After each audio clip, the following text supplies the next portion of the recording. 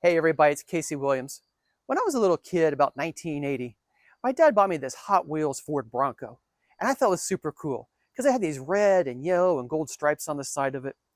And I would learn later that it was actually a miniature version of the Ford Bronco Freewheeling Edition, a vehicle that was aimed at the youth of the day.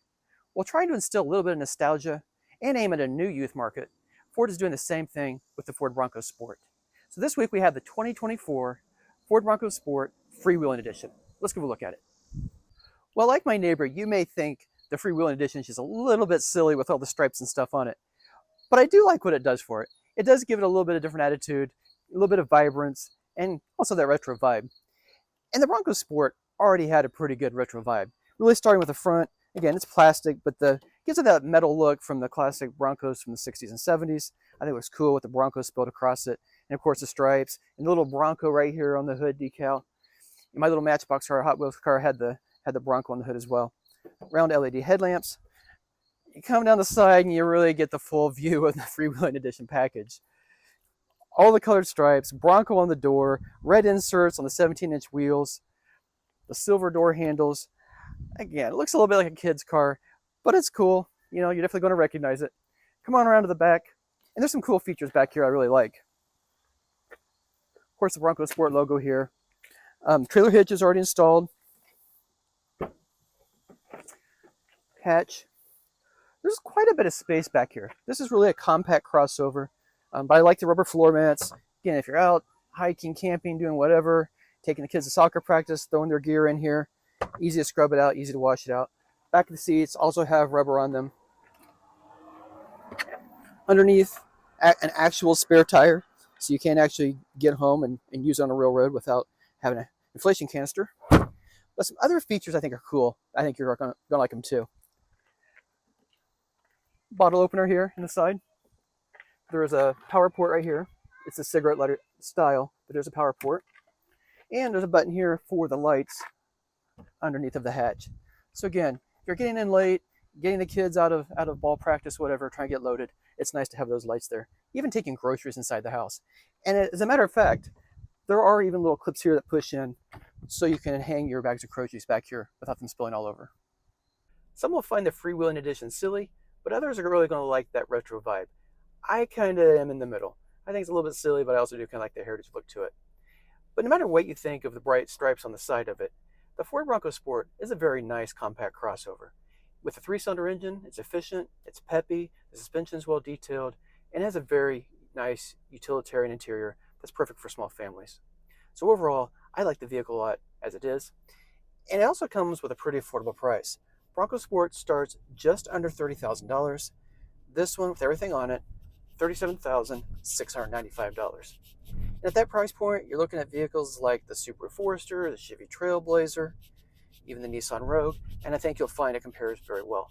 Well, next week, one other fun car. Until then, storm forward. Depending on your perspective, you're really going to like the interior of the Freewheeling Edition, or you're going to find it gaudy. But it definitely is going to get attention.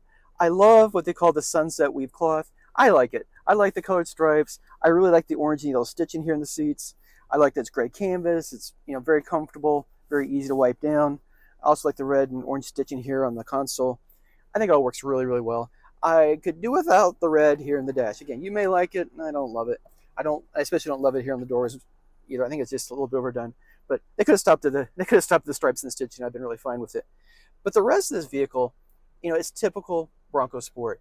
And that means it's just simple, easy to use. It's roomy. You can get 4 or 5 people in here very comfortably. Easy to scrub out, easy to wash down. The materials are not expensive materials, but nothing feels cheap either. I mean, it's all padded. It's got a nice texture to it. I got the silver finishes here in the console as well. Nice thick leather wrapped steering wheel. So I think that works out really well. I like the infotainment system. Very easy to connect to your devices wirelessly. You got Apple CarPlay, Android Auto, wireless phone charging down below. And I always think, no matter what you do with these systems, please just leave a proper volume and tuning knob. And they did that. Volume here, tuning there. Very easy, very simple, nicely integrated. We do have heated seats, do have automatic climate control. It's only single zone automatic climate control, but it is automatic. Easy to use gauges.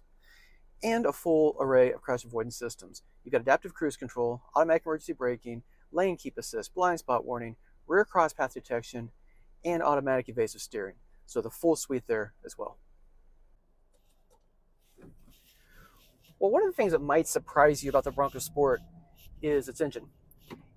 It's not a fancy V6, it's not even a fancy four-cylinder, and it's not even a fancy turbocharged four-cylinder. It's a 1.5 liter turbocharged inline three. And you might think, oh my gosh, that's going to be kind of weak. Not bad in a vehicle like this. It produces 181 horsepower and 190 pound-feet of torque. In a vehicle this size with all-wheel drive, that's plenty of power. It can sound a little agrarian under full throttle, but it moves out, it's peppy, plenty of torque, plenty of power on the interstate, through town, not a problem at all. So I'm very happy about that. And gas mileage is pretty good. 25 miles per gallon in the city, 29 highway. So that is the upside. For a vehicle, it's a pretty boxy vehicle, getting close to 30 miles per gallon with what this does, I think is pretty good. The other thing I like about this, it's very easy to drive. First of all, I like the flat hood. If you are actually doing some light off-roading, driving on some trails, or even trying to maneuver in a parking garage or tight alleyway, being able to see the whole hood, clear out to the edges, is really nice. And it kind of gives you a classic driving position too, where you just see the hood out in front. It's very cool. Unlike most of today's crossovers where the hood just slopes right off and you don't see any of that.